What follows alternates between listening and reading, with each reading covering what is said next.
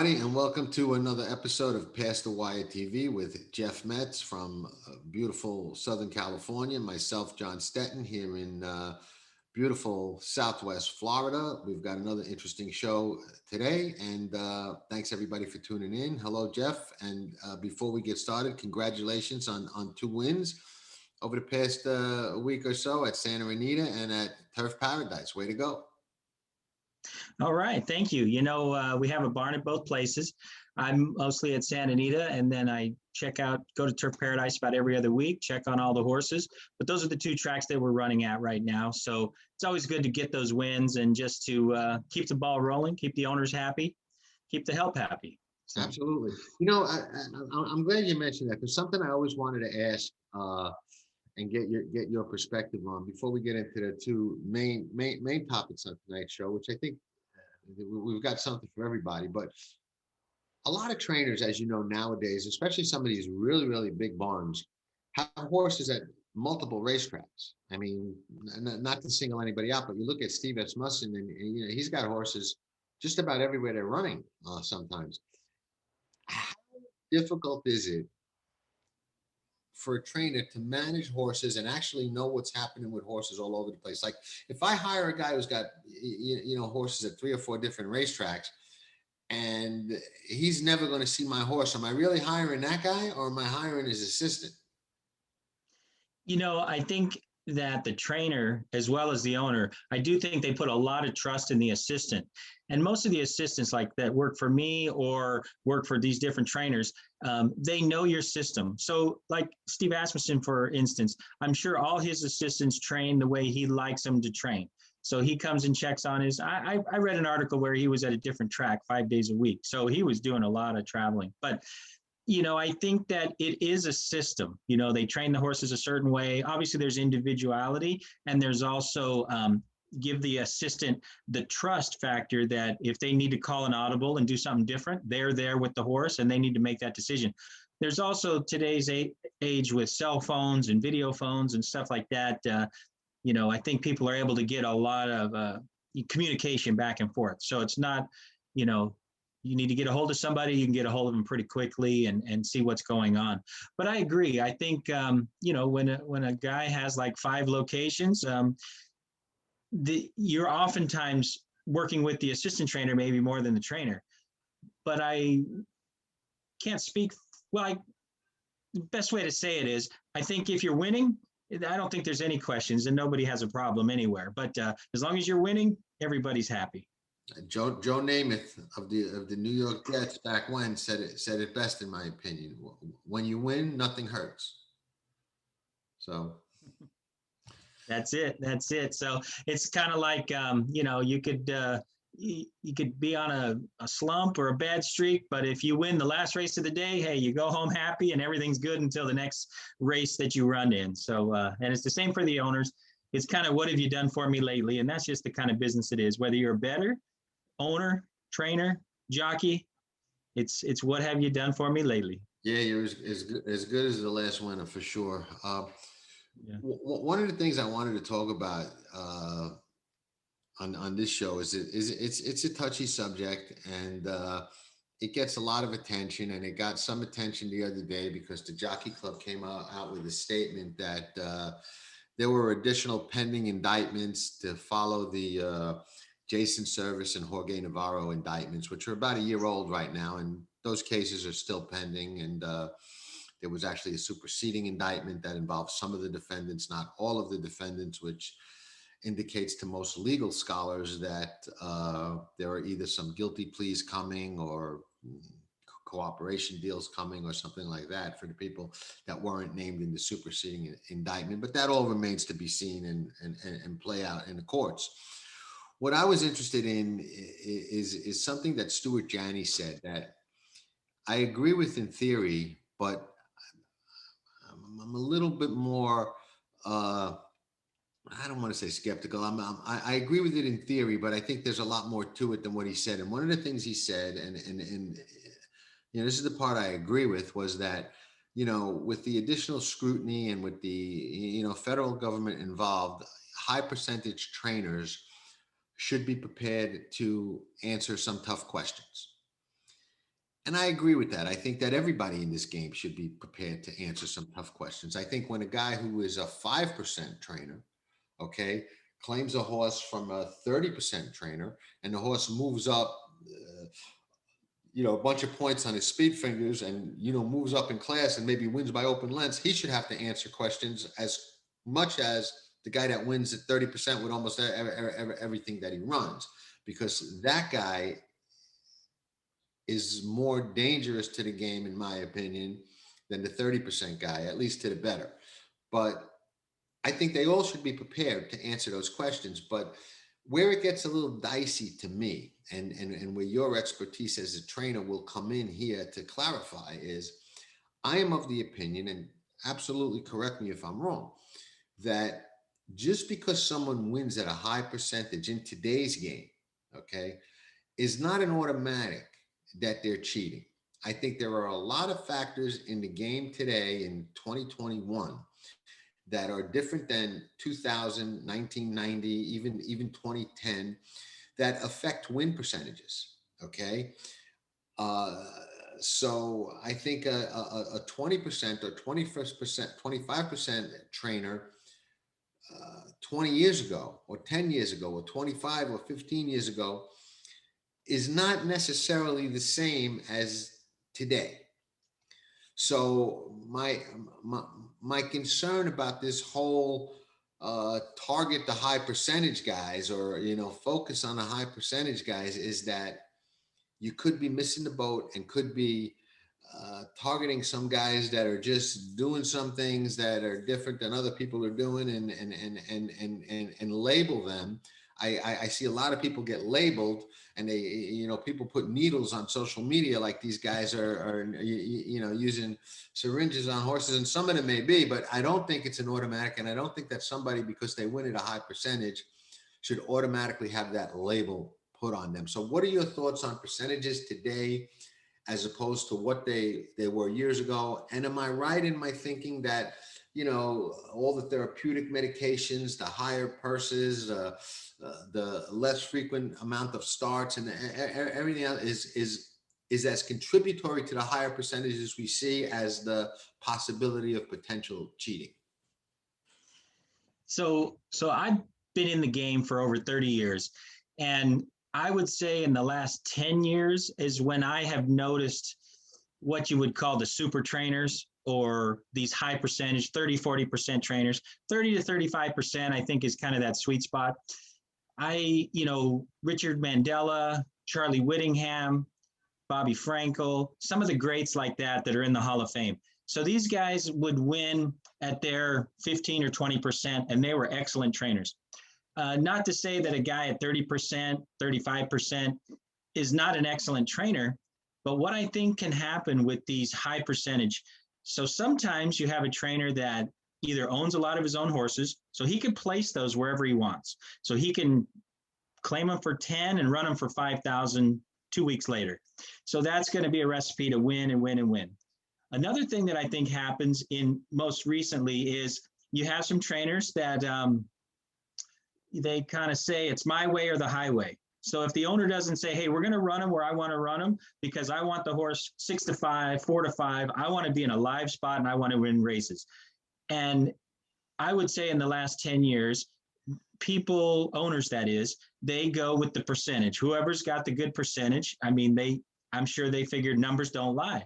So they go with these guys, and then they keep getting more horses. And if they can have 60, 80, 100 horses, they can drop a few. And if they lose some, they lose some.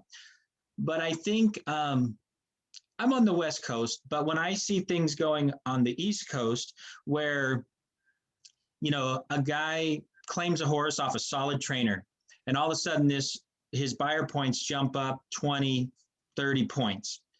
That's when I get a little skeptical. But not to say that the trainer didn't have the key to that horse where the other trainer didn't. Maybe he liked the new feed program, the new exercise rider, something like that. But I think that as a handicapper and a player, I bet whenever I go to a racetrack or an OTB, I can hear the people. I can hear them say, oh, so-and-so's a juicer. So-and-so's this, so-and-so's that. And they're always calling out the high percentage trainers. 30, 35, 40%. And every track has, I don't want to say a juicer, but every track has that trainer or two or three trainers that I think the horse players think, hey, this guy's taking an edge. You can't leave him out because he's using whatever he's using or everything under the sun. Maybe it's all legal. Maybe it's tons of vitamins or whatever it may be. But when a trainer's hitting at a really high percentage, people start to get kind of leery and nervous. And what I've always said is, this is a horseman speaking. So why couldn't a track, if they want to discourage this, some tracks don't like this because all of a sudden it throws things off. People don't want to play that track because this top trainer's winning all the time. Because obviously if you have a high percentage like that, more than likely you're the leading trainer, and you're sometimes the leading trainer by many. So I always thought, why couldn't you have surveillance, a security guard, surveillance on the horse for 24 to 48 hours before the race, the whole barn, and just stay in there with a security guard and do a surveillance and then see, is there any change? Are his numbers still the same? Her numbers still the same, whatever it may be. I think, they do that in stakes races out in California. If there's graded stakes, they put a security guard, but often they're the day of the race, 8 a.m., 10 a.m., all the way up through the race. But, some of these different things that rumors that go around that people are using sometimes are the day before, the night before, the morning of, and they have surveillance cameras at Santa Anita. But I just think people can try and get around certain things. I know in New York, they used to have the barn where you had to ship in so many hours before the race. But a lot of people were getting upset because the horses change environments like that, and they can get nervous and sweaty and kind of lose their race and not just run out of their stall, kind of like a horse shipping in the day of the race. Some horses do it just fine. Others, it shakes them up quite a bit. So those are some of my thoughts on the high percentage trainers. And what I often find interesting, even people I know well, I'll call them friends, acquaintances, they'll go on a roll and they'll be like 30%, and then all of a sudden 6, 8, 10% for 6 months, 9 months, and then they go back on that roll again. Is it luck? Is it a change in feet? What is it? I don't ask. I stay away from that because, like you said, it can be a hot topic.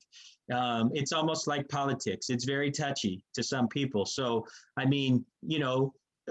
we know Navarro was called out, and the FBI tapes that we've read about have basically said some of the things that he stated.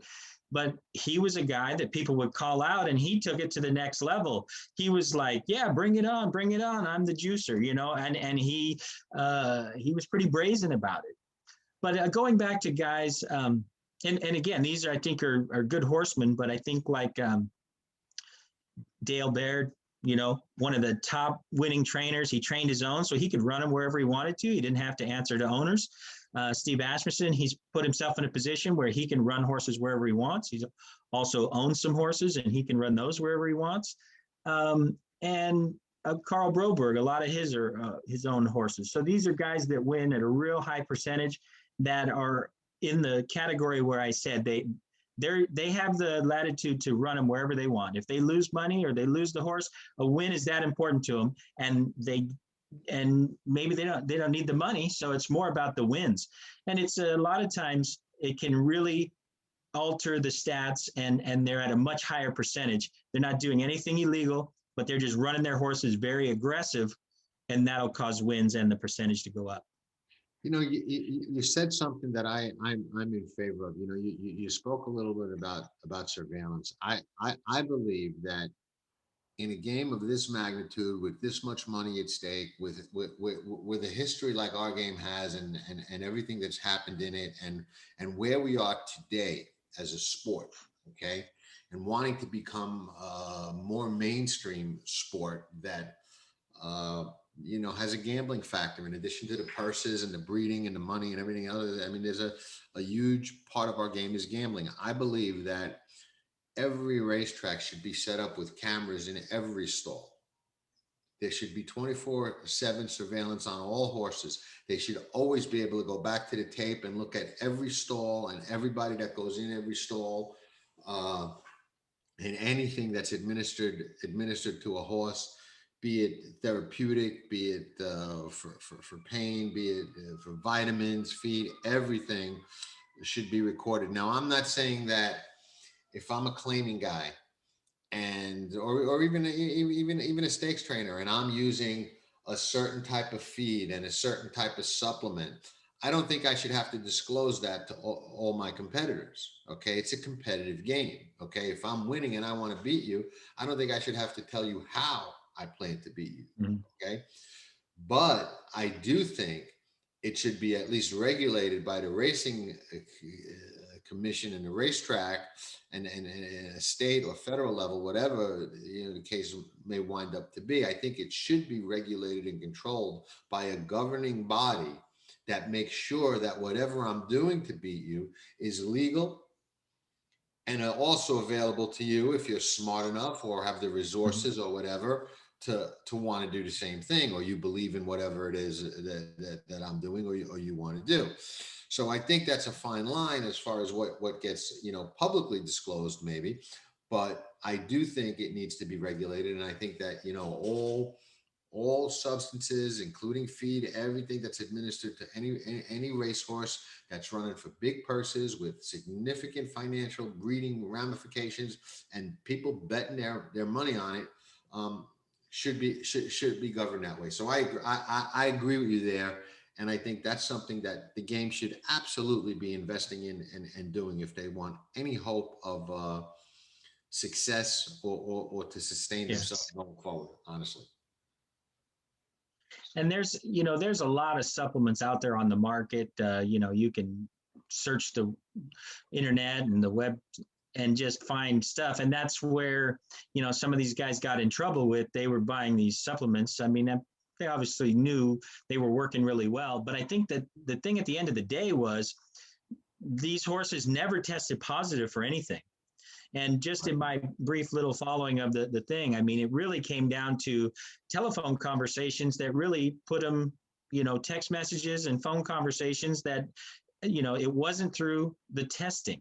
And, That's correct. and it started with the standard bred and it just kind of fell into the thoroughbred. So, that's a long story for another day, but that's the thing is ideally, high percentage trainers, it's kind of like the leading rider. All of a sudden the leading rider gets presented all the good mounts and it becomes a self-fulfilling prophecy. It's like a lot of people give $1 million horses to Bob Baffert because he produces and he wins and he can win the classic races. And his program is geared to that. It's not so much geared towards the $10,000, $20,000 claimers, but there's other trainers that are very good at that. And so those trainers get those horses that win a lot. And there's some that have a little bit of everything in their barn and they like to win in all the categories. And those are the ones that you'll see at a high percentage and usually atop the trainer stand. Right. No, I agree. It's interesting, and I thought the statement that he made was interesting. And like I said, I agree with it, but I don't think it's the be all end all. The high percentage. I don't think that Mhm. those are the only guys that should be looked at, scrutinized, and focused upon, because I think you can miss a lot if you do that. And if you've got guys out there that are cheating, okay, and that are good at it and making money off of it, and we come up with a program that focuses on these high percentage guys.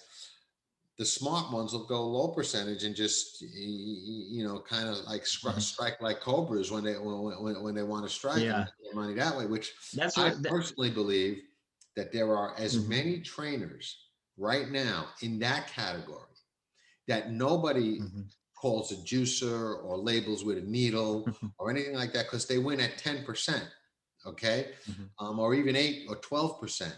But a couple of times a year, they know when they're going to Yeah. win because they're Mhm. taking that edge or doing something that a lot of other people that are maybe more greedy or more brazen or whatever the case may be are Mhm. doing more often. And these guys are under the radar doing the same thing, just less frequent. And I think if you focus strictly on the high percentage guys, you'll create more of those other guys out there who, from a betting perspective, okay, see, the juice guys are very bad for the horse and very bad for the game, and they need to be gotten rid of. We all agree on that, okay? But taking it to another level, who's worse for the better? The 5-10% juice guy or the 30% juice guy? I'll say the 5-10% because the 30% guy is on everybody's radar. Everybody's putting his horse in because they know, oh, he's a juicer. He's needles. We gotta use his horse. Can't leave him out. You know what I mean? And most of the horses they run at short prices, and they run every ticket out there. The 5 or 10% guy, he's 20 to Yeah. 1. You've got no idea that horse that's been beat a dozen lengths the last 4 times he ran is all of a sudden going to wake up and light up the board at 22 to 1. You're going to be like, oh, well, that one was a head scratcher. Turn the page. He's the one. Yeah. Meanwhile, that guy knocks you out of your pick 4s, your pick 5s, your pick 6, and you go home going, whoa, where did that come from? Exactly.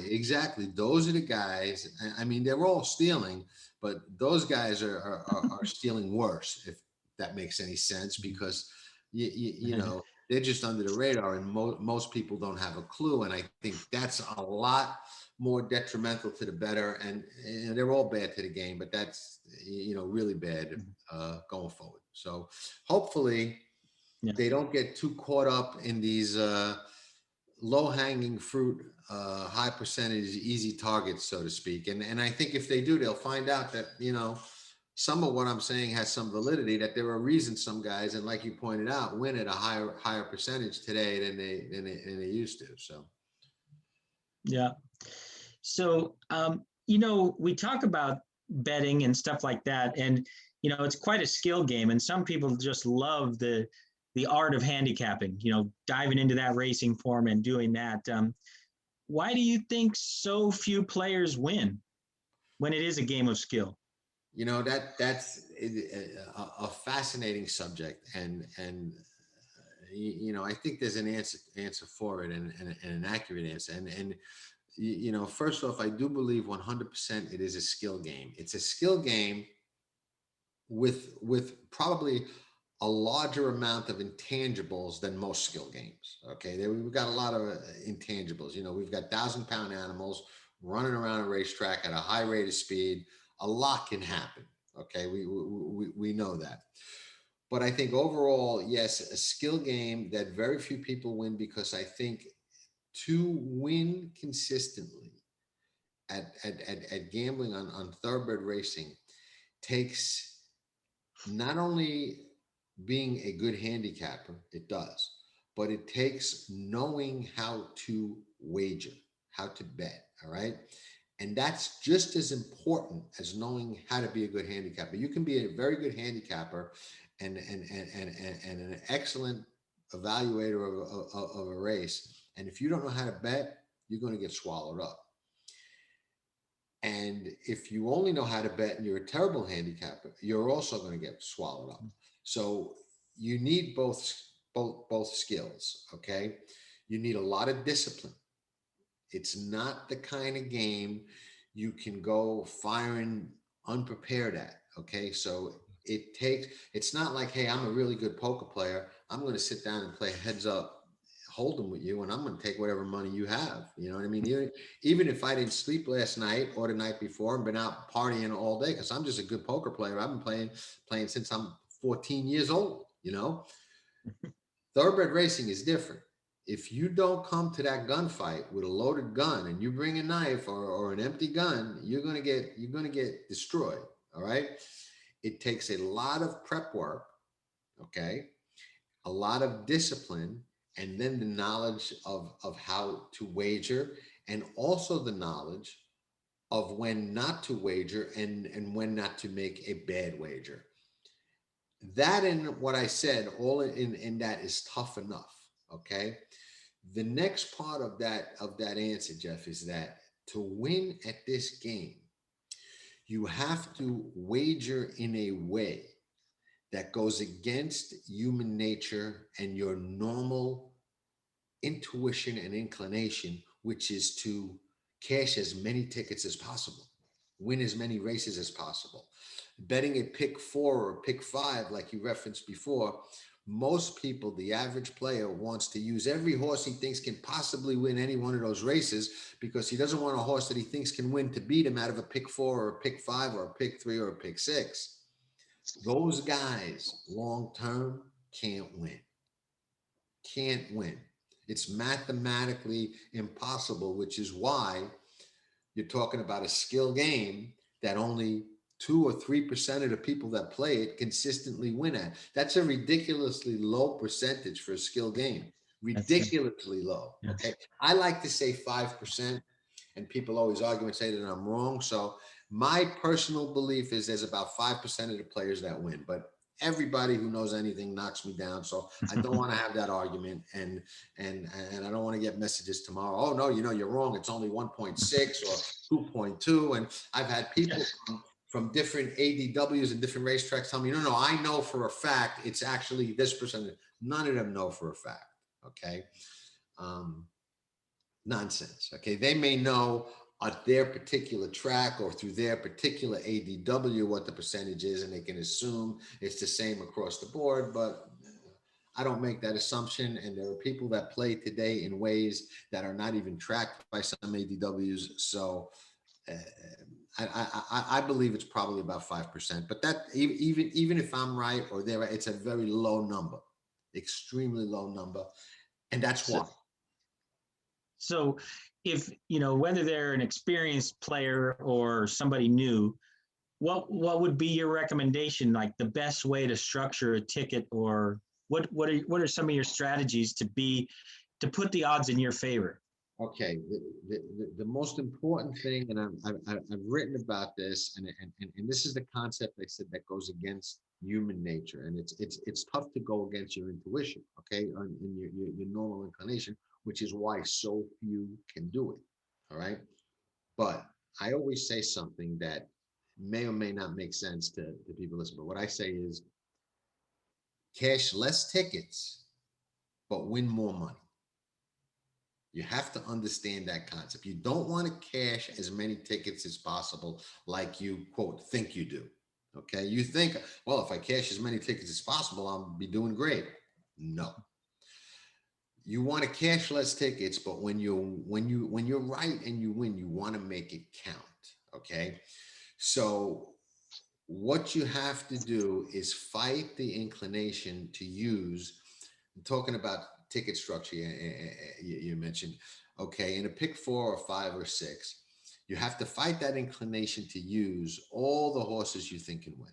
Okay, you've got to pick either 1 or 2 races that you can narrow down to 1 or 2, and know that, hey, I've got 4 or 5 checks in here, I've got A's, B's, C's, or whatever system you're using, but I'm only going to use this horse or these 2 horses. And those other ones, if they win, I'm going to live to fight another day. Okay. And you've got to have a race or 2 in your sequence that you're willing to take that stand or that position in. And if you don't, it's not the bet for you that day. You've got to pass it up and live to fight another day. If you can do that and accept that, okay, and then say, okay, well, I was going to bet a 50-cent pick 5 and spend $360 using all of these horses. But now I'm going to take John's approach, and I'm going to cut out all of these horses, and I'm going to bet the pick 5 with these horses only. So now my 360 50-cent pick 5 can be a $4 one maybe, or a $5 one. So I could have it 3, 4, 5 times if I'm right. That's key to winning long term. Okay. When you're right, you have to win. Now, the other day I saw a conversation on social media where some guy posted like a $600 pick 5 investment where he was one of those they call cowboy tickets that hit for like 50 or 60,000. And everybody was like, you see, the people that say you got to take a stand, and they're all wrong, because look how long it's going to take this guy to lose back that 50 or 60,000. This is the argument against all of those guys. And I say, you know what? Bring them all on. Keep doing it, because you're just lining my pockets. Well, I don't play like that anymore, but back in the day, that's what I would have said. But it's even true today, and I'll explain why. That 50 or 60,000 is going to go back faster than he wanted. Okay, he won it over the course of five races. It's not going to last 5 months like you think it is. All right, because a that better is probably betting more than one of those $500-600 pick four or pick five tickets a day. He's probably doing that once or twice at this track, once or twice at that track, and once or twice at another track. Okay, he's probably making other bets as well. Okay, so that money is going to come back much faster than you think it is. Okay, if you do it the other way, where you can cut tickets out and pick the spots that suit your way of looking at that particular sequence and not bet all those other sequences, not bet all those other tracks, and live to fight another day, the money will last a lot longer, and you'll build up the black column faster than the red column, which is what it's all about. It's a profit and loss at the end of the day. That's all it is. It's if you're in the game to win, it's a business. So you got to look at it like a business owner looks at a P&L statement. If you're not looking at it that way, you have no idea what you're doing. What would you consider bad bets? Okay, bad bets are the cowboy style tickets. Okay, people that bet place and show have virtually no chance of winning any bet. Okay, that you bet to kind of hedge or cover yourself, or I'll bet this horse win in place because if he doesn't win and he comes second, I'll save some money to make another bet. You're losing money. I don't care who you are. If I look at your P&L and that's your philosophy and you do that on a regular basis, your P&L is in the red. I guarantee it. I don't have to see anything else. You just tell me that. And I know I would bet 10, I give you 10 to 1. Your P&L is in the negative every year. Yeah. Every year. It seems to me you don't mind swinging for the fences because that's the kind of game you want to play. That's correct. You're a big hitter. You're going to take the big swing. And, it's not just these base hits, you bet an $80 pick four and right. You get back $90 or whatever, it's like. It is a grind, but it's not that kind of grind. And I'll tell you what kind of discipline that it takes. All right. When they did it, and this is something that a lot of people could not do, but if you can't do what I'm about to explain, you probably are going to have a very difficult time beating this game. All right. When they first did away, when they introduced the pick four, okay, and it was a $2 pick four, it kind of hit into the pick six pool a lot. Now I made my way with the pick sixes, so this changed everything for me. All right, the pick six pool was diluted, so I kind of focused on the pick fours, okay, and I was betting primarily NYRA in California at the time, okay. And I don't want to say a system, but what I did was I had a way of betting, okay? And what I would do is I would bet $1,500 a day into the pick four, okay? And I would handicap the pick four and take all the horses I wanted to use. And of course, I always would have that one race where I was going to take a single, okay? And I would always have one race where I was going to, cut it down and leave myself open by cutting out some horses I didn't like as much as others, but I was going to pound it pretty good for my 1,500. So depending on how the sequence shaped up, I would bet a $10, a $20, $40, $50 pick four, whatever my 1,500 budget allowed based on the horses I was going to use. Okay. Now I probably had $15,000, $20,000 in my pocket every time I went to the racetrack back then. Okay. I would make my bet in the pick four, that $1,500. Okay. And I might get knocked out in the first leg. That might not be my single leg. Okay. My single might be the next race. Now I'm out of the pick four. I just lost my $1,500 and I got $13,000 in my pocket. 99 out of 100 people are going to take that roll of money out and chase that 1,500. I didn't. I said, you know what? This wasn't my day. Hopefully tomorrow is. And I would watch the races. I would take my notes. I would pay attention. If you were standing next to me at the races and saw me taking my notes and watching, you'd have no idea that I was out of the pick four and done for the day. You would think, wow, this guy's focused. He's involved. He must be alive. I mean, he was, Watching but it. I wasn't, you know, and that type of discipline is what it takes to consistently beat this game. And when I say beat this game, there are people out there, okay, that bet 200,000 a year, and maybe at the end of the year they were ahead $10,000, $20,000, and they're like, yeah, I beat the game, and they did. That's great, okay. When I did it, Jeff, all right, that's not what I did, all right. I made my living betting the game, okay. If I won 5 or 10,000 for the year, I was in trouble. You know what I mean? I had to make enough money betting the horses to sustain my lifestyle. And there was a time I was living pretty good. Okay. And people would say to me, wow, that's great. You could beat the horse. And I said, listen, it's not as great as it thinks. Okay. I worked 7 days a week. Okay. I could not have a normal relationship. Why? Because Friday night, I was studying the form.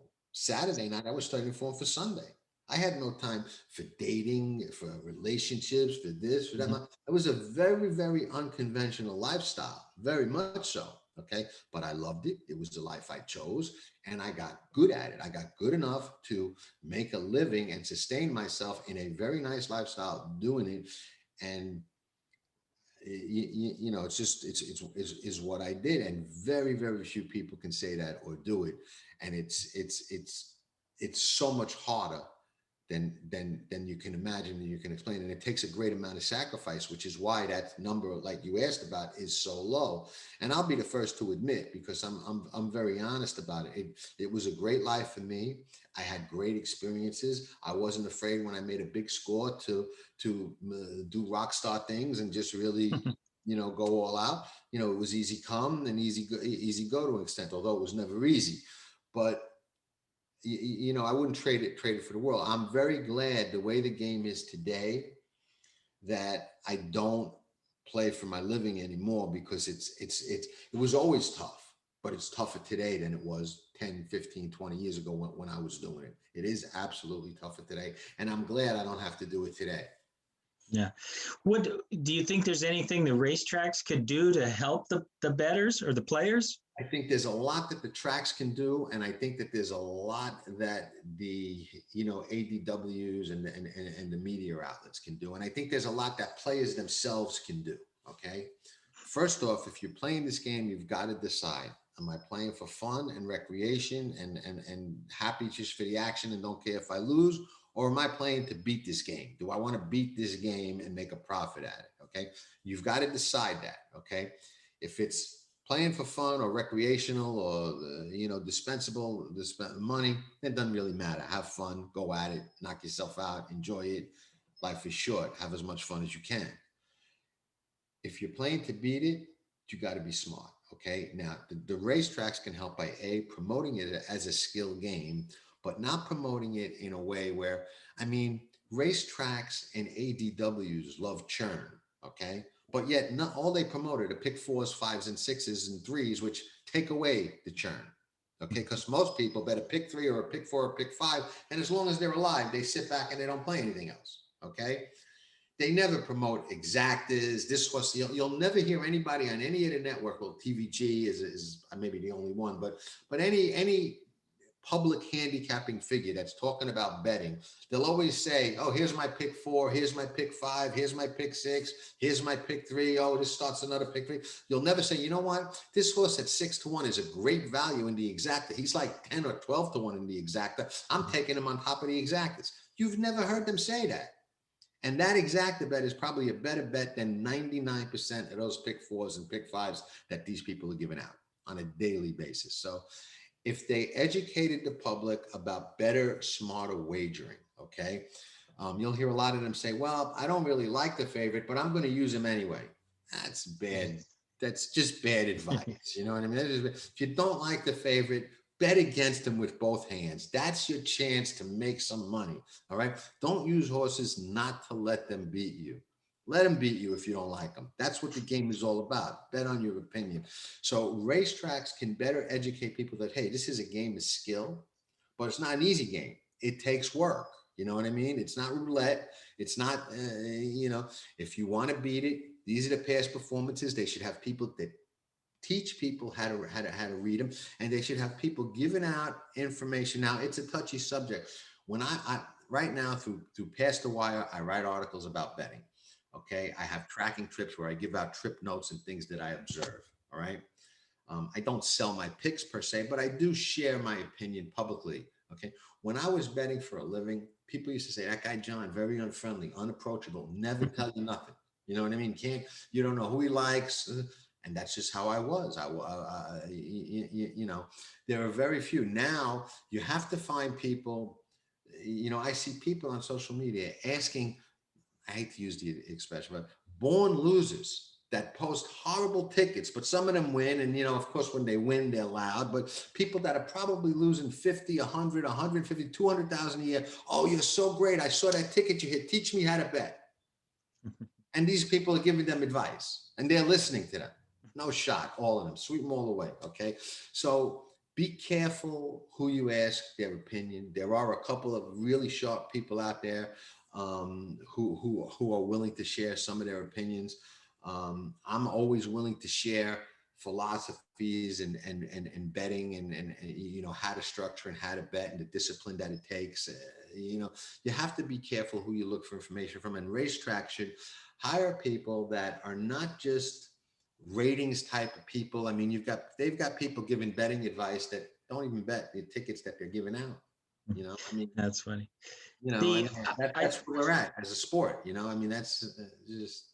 So as a trainer, people say, well, how do you like your horse? How are you going to do? And obviously we want to win every time. Right. But a lot of times I just tell them the horse is happy, training good, feeling good. But, so much can change by once they come out of the gate. Did he get cut off? Did he stumble? So I can tell you how he's feeling going into the race, but for sure how it's going to play out and how he's going to run, you got to run the race.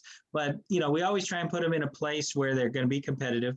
And like you say, sometimes you're going to, it's not even so much you're giving a horse a race, but, and some players will say, boy, that's good to know. But I mean, if a horse is coming off a layoff, most times it needs a race. And so, they may not fire fresh first time, and certain trainers are better off the layoff. Certain trainers are better with first-time starters. But just in general, you get that. How do you like your horse today? I love it in that movie, Let It Ride. They go by and they ask him, who do you like?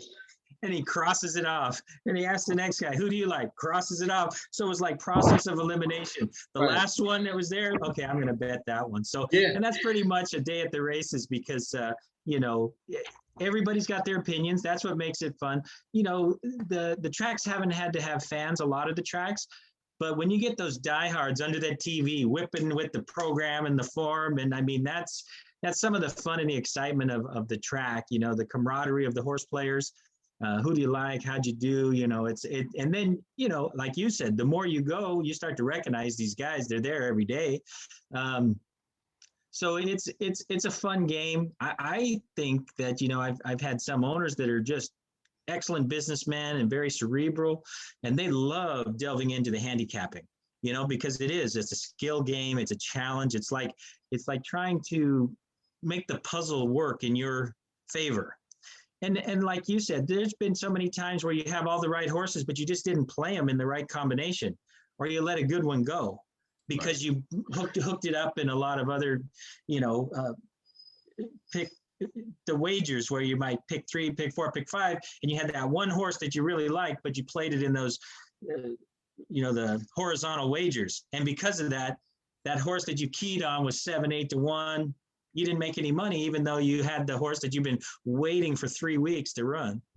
Right. And it's interesting you said that, because I would bet that if we were able to determine the percentage of players that are good handicappers as opposed to good bettors, there's probably a lot more good handicappers than there are good bettors. I mean, I know quite a few myself that, they're really sharp with a racing form. They can, handicap a race pretty well. They've got a pretty good opinion. They never make any money because they just don't know how to bet or just don't have the discipline to restrict their wages the right way. And, it makes it Yeah, so tough. So, that's why, it's almost like you said on the one player that's uh, if you win at the end of the day and there's no more races to bet on, that's a good thing for a horse player, because they don't have, invariably, you got some buddies, they go to the races, they win the last race, they're like, well, let's go to the card club, let's go, they just want to right, bet on something else because right, they're so excited, the adrenaline's running. But if they win in the first or second race, by the ninth or 10th race, that money's going to be gone. There's a unfortunately, reason. There's a reason Las Vegas gives away free drinks, is because they know the house is going right, to win 98% of the time, like you stated earlier. right. About 2 or 3% are actually making some money at the gambling game. There's a reason Vegas has no windows and no clocks in those casinos. They want you not knowing what time it is and to stay in there as long as possible because they're going to get you. But you see, a casino and racing are two different animals, because the casino, you're playing Yeah. against the house. Racing, you're playing Yeah. against the other players. It's a pari-mutuel game. So, it's inherently different. So it has to, from the player standpoint, it has to be approached differently. And it is truly a great game. And the value and odds, even with the takeout, okay, and takeout is a significant hurdle for the sport. But even with the takeout, if you're a smart bettor and you understand the game, and you know how to attack it, the value is so great in this game. You can negate a lot of the takeout if you know how to do it. There's another thing I like to say, cash less tickets but win more money.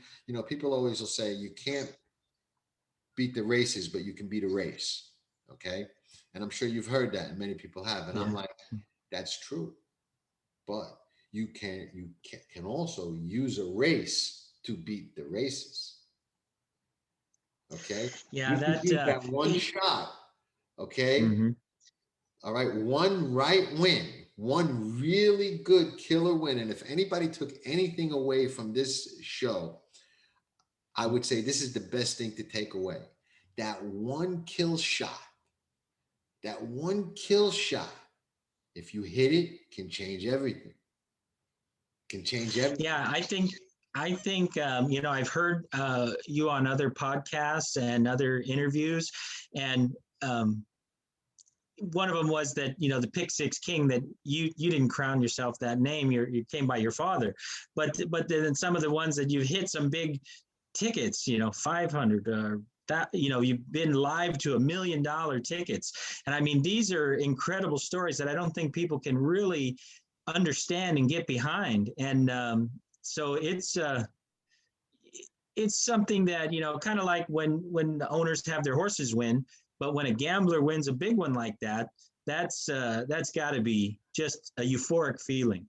Yeah, no, and just before we wrap up, we'll wrap on this one. And I've talked about this a lot lately, but I mean, just last year in the Kentucky Derby, I was alive on about a $2,000 investment, which is not a big investment. Okay, I was alive with Honor AP for about $500,000, and Sol Volante for $1 million. Sol Volante wins the Kentucky Derby. I collect, I think it was like 990,000 or just over $1 million, something like that, on about a $2,000 bet between the pick five and the pick six. It's very tough to put yourself in position to do that off a $2,000 bet. But if you know that you can and you wait for those shots, I sit back and smile, even though I lost. You want to know why? Because I know I'll get one soon. I've done it before, and I'm going to do it again. So, okay, I didn't close the deal that day, and Honor AP got hurt, and maybe had a worse trip than I realized, because I never felt like he could have won. But a lot of people to this day still tell me, you know what? He ran the fastest last quarter. He got hurt. He was this. He was wide. He could have won the race. And I'm like, I watched it. I never felt like I had a chance watching that race. I was so excited going in, because I thought, you know what? I got a heck of a shot to win this race, because I pretty much knew Tiz the Law wasn't going to win. I thought he could run second or third, but I just knew he wasn't going to win. And I let the one guy who I never want to leave out in those situations, and I'm not a sentimental guy like that, but I don't like letting Bob Baffert beat me, because I just know he's so good in these spots, And Authentic, I didn't use. I used it, the other two. So it is what it is. We lost, but I didn't cry. I was upset the most in that race. You want to know when? Going into the first turn. Because going into the first turn, I was hoping to have a shot. And going into the first turn, I was like, you know what? It ain't gonna happen. I just got no shot. Sol Volante's too far back. I need a miracle. And Honor AP is definitely too far back. He's just not liking the track, man, whatever it is. So I'm like, oh, let's see who wins this one, because it ain't gonna be me. But you know, so be it. Honor AP did kind of try and get into the fight late. But that's what I would say the best takeaway from this show is for a better. If you smell or sense a kill shot, take it, because you only got to hit one or two of those, and it could change the game for you forever, especially if you keep that discipline and don't run to give all the money back, you know, which is a whole nother story. You've got, once you hit that pinnacle, you got to remember how you hit that pinnacle and maintain it. You can't just say, well, now I hit for $500,000, I want to bet everything everywhere, because you'll find out $500,000 is a lot less money than it looks like. Yeah. Gotcha. And, I recommend to anybody out there, I know you're a very modest guy and not self-promoting, but, the Pass the Wire website is dynamite, and the tracking trips. I mean, not only is it good horses that you've done your research on, but you've become a good rider from doing the website. And so with the writing, the tracking trips, I highly recommend it to anybody, to check out the tracking trips, which is on the website. And, I just want to applaud what you do, Jon, and we'll keep making these as good as possible for bettors and horse racing fans. So with that, I'll let you sign us off. Yeah, no, I appreciate that. I always appreciate the kind words. And I love the game so much, and the game has given me a very unique and different lifestyle that I've enjoyed. Horse racing has been good to me overall, despite some bumps in the road. It's been an interesting journey, and it's definitely the life I've chosen. So, I like to give back a little bit and help people with their approach to it and their understanding this very complex game. And thanks for the kind words, and thanks everybody for tuning in. We'll be back next week with even more. So ciao for now, and ciao, Jeff. All right. Take care. Has taken the lead, and it's a vintage performance.